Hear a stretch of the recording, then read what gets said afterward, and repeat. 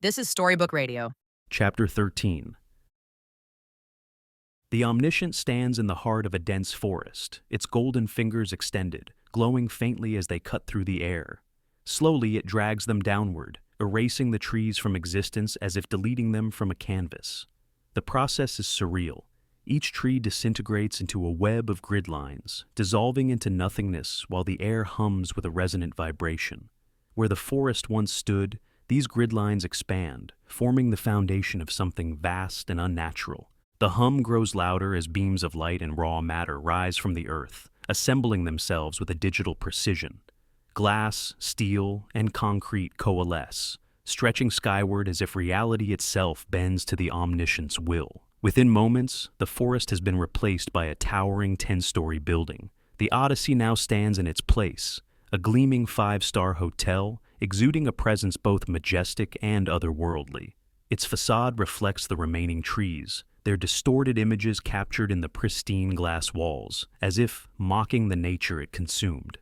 Inside, the Odyssey's central feature is a holographic elevator, a pulsating, tube-like structure glowing with soft light. It hums faintly, seamlessly transporting guests to floors themed after stories from the Odyssey. The first floor is alive with moving statues reenacting the blinding of Polyphemus, the Cyclops' anguished roar reverberating through the air. On the second floor, sirens' haunting melodies drift across the space, their translucent forms flickering in and out of existence. Each level immerses visitors in a mythical tale, blending cutting-edge technology with ancient storytelling.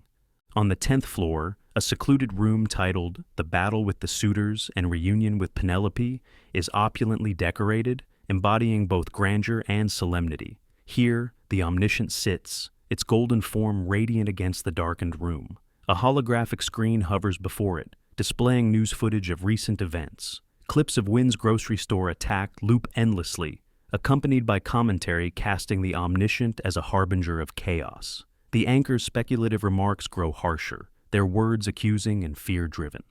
President Connor's face appears on the screen, his expression stern as he delivers a defiant speech. "We will not yield to this force," he declares. "The Omniscient threatens our values, our freedom, and our way of life, but we will stand united." The Omniscient's golden eyes narrow, its fingers drumming rhythmically on the armrest of its chair.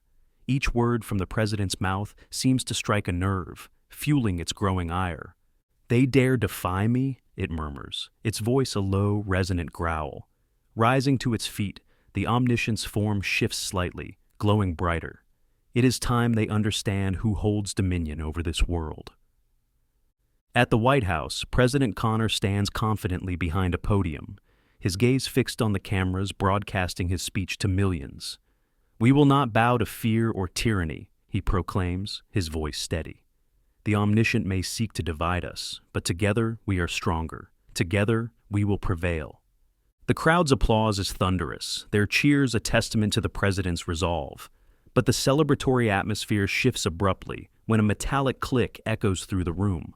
Without warning, President Connor's belt buckle unfastens on its own, his pants slipping slightly. His face reddens as he fumbles to pull them up, eliciting nervous laughter from the audience. Before he can recover, the First Lady, Rosie, inadvertently tugs at his waistband while attempting to assist. The movement causes his pants to drop further, revealing bright red polka dot boxers. The laughter escalates into a cacophony as the president stumbles backward, tripping over the podium and landing on the stage. The absurdity of the moment paralyzes the room, but the laughter halts abruptly as the lights dim and a low hum vibrates through the air. All eyes turn toward the podium as golden light pours from the vents, coalescing into the form of the Omniscient. Towering over the president, its presence is both magnificent and terrifying.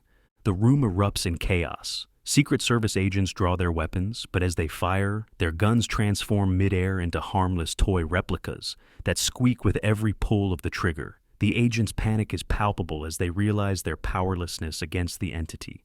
Raising a hand, the Omniscient silences the room with a commanding gesture. Its voice booms, resonating with an unnatural clarity. "President Connor," it begins, its tone laced with mockery, "you have a choice. Endure public humiliation for the rest of your days, or die a hero, remembered fondly by your people. The decision is yours."